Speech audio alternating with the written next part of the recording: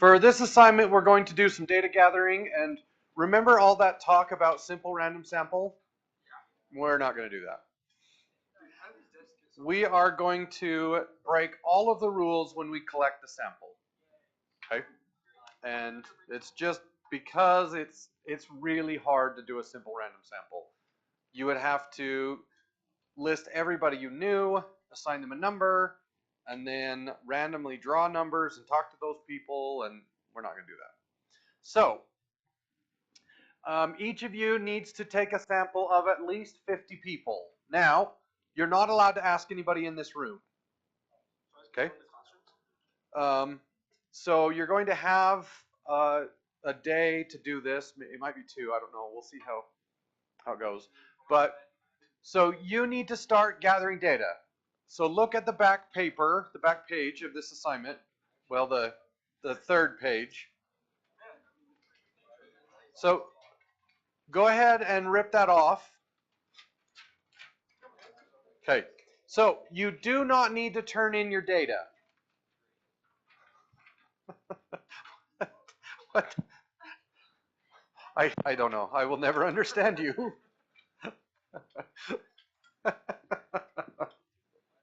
Okay. So you're going to probably do a lot of this over social media, and if people start to respond and you end up with more than 50, that's great. So there are 60 slots. You need to talk to 50 people, and only count them if they answer all 4 questions. So don't write them down if they only answer a couple of the questions, because that, right, it'll mess things up. So here are the questions. Number 1, do you prefer vanilla or chocolate ice cream? Neither is not an option. Nope, both is not an option. Yes, yes is not a correct response. So when you talk to them, tell them this doesn't have to be your favorite ice cream, but if you were told, here's a jar of vanilla, here's a jar, nobody eats jars of ice cream, here's a bowl of vanilla ice cream, here's a bowl of chocolate ice cream, you have to pick one and eat it. Which one would it be? Okay? So, Josh, what do you think? Nope. Yes. You would just say yes. Do you prefer chocolate or vanilla ice cream? Yes. Okay. So, second question. Do you like your current height? Is that a true or false statement? Neither is not an option. So, do you like your height? Yes or no? That's the answer. Okay. Now, both of those are categorical. So what type of test are we going to run with that data? Is it one-tailed or two-tailed? Well, it depends. It depends on what question you ask later, right? So we don't know if it's one-tailed or two-tailed, but you'll figure that out later. So this is categorical. What kind of hypothesis test are we going to run? Let me give you a hint. A one-sample blank test using proportion. A one-sample z-test using proportion. Okay? So what that means is you're going to count up all the yeses, you're going to count up all the nos, and then according to the question that is asked later, you'll either look at the yeses or you'll look at the nos, and you'll come up with a hypothesis, a null, an alternative, and then answer a whole bunch of questions. Okay? And then the next 2 questions are quantitative. How tall are you in inches? Okay? So it would help if they would not, instead of saying 5'1", if they would say 61, that would be nice. So when you write down their heights, write it down in inches, not feet and inches. Because finding the average of feet and inches is kind of a pain. Okay? And if they give you quarter inch or half inch or round to the nearest inch, whatever, we don't really care. And then number 4, how many miles do you commute one way to work or school each day? Now, because elementary kids are small and useless, not useless, and they don't travel very far to school, we're going to limit this to kids that are at least 16. So your 50 people have to be at least 16. Now, is Blake going to run into the same person probably that, well, not Caitlin, but David does? Maybe, right? Our data is going to be pretty worthless. And when we do the hypothesis test, I had to make up a number. And I have no idea what your sample is going to look like. So you might, for instance, number one, it is believed that 75% of people you know prefer vanilla ice cream. You might get 25%. I have no idea. You're just going to run the test. So you might get a z-score of 16. And that's just going to happen. Okay? So a couple things I want to talk about. What is the variable for the parameter 75%? What variable do we use for proportion? Pi. Okay? On this one, it is believed that the average height of people you know is at most 68 inches. What variable do we use for the average of the parameter average? Mu. Okay? When you read the Zai book, it talked a little bit about errors. So, remember this, if the null is true and we accept it,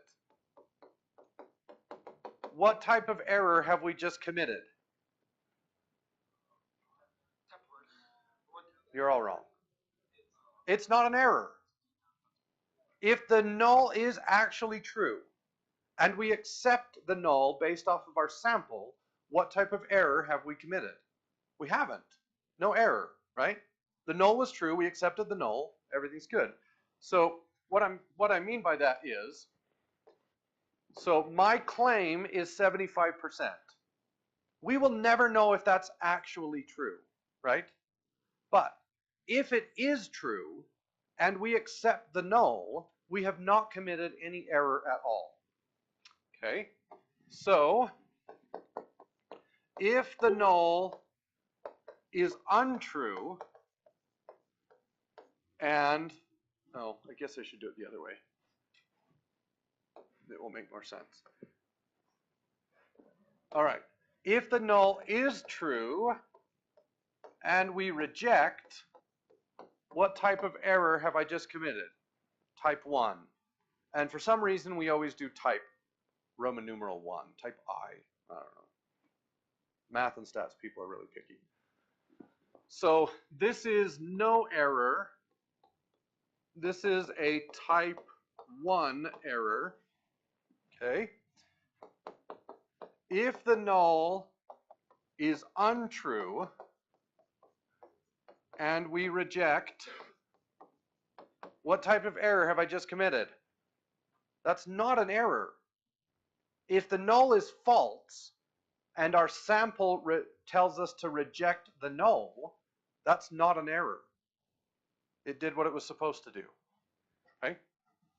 So if the null is untrue and we accept, that is a type 2 error. So each one of these is going to have an error question at the bottom. All right.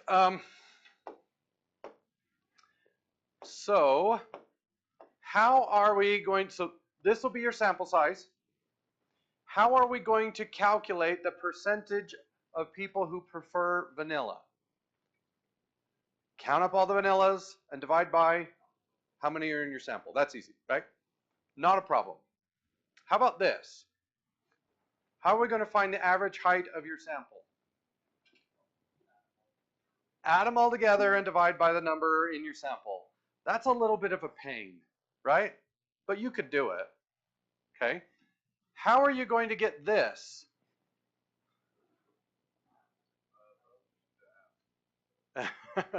Do you remember how to calculate the standard deviation? Like, this is kind of important. Oh, it's Caitlin's fault. I'm pretty perfect. So, how do we calculate the standard deviation? So, let's say that my average is 70 and I have a 71 and a 74 and a 75 and a 65 and a 68 and a 68. How do you calculate the standard deviation? You find the differences. So what is the difference here? 1, 4, 5, and what's the distance here? -5, -2, -2, and then what? No, don't add them yet. Square them all. So we get rid of the negatives. And then we add them together. And then you divide by n. And then you take the square root. Nobody wants to do that with 50 people, right? So, here's what you do. Go online and find a standard deviation and average calculator. Once you have all of your information, type it in, and then ask it for the average and the standard deviation, and then write it down. Oh, and actually, we don't divide by n, we divide by n minus 1, because it's a sample, right? So make sure when you find a calculator that you want a sample SD calculator. Because if you talk to everybody, then you divide by n. If you don't talk to everybody, then you divide by n minus 1. But nobody wants to calculate the SD by hand. It's just a huge pain. So, technology. Yep. Okay, so when we're done with our other piece of our assignment, then you guys can start asking. Social media is great. You can walk through the halls and talk to people however you want to do it. As long as they're at least 16 and they answer all 4 questions. Yes? Once you leave my room, I don't care what you do.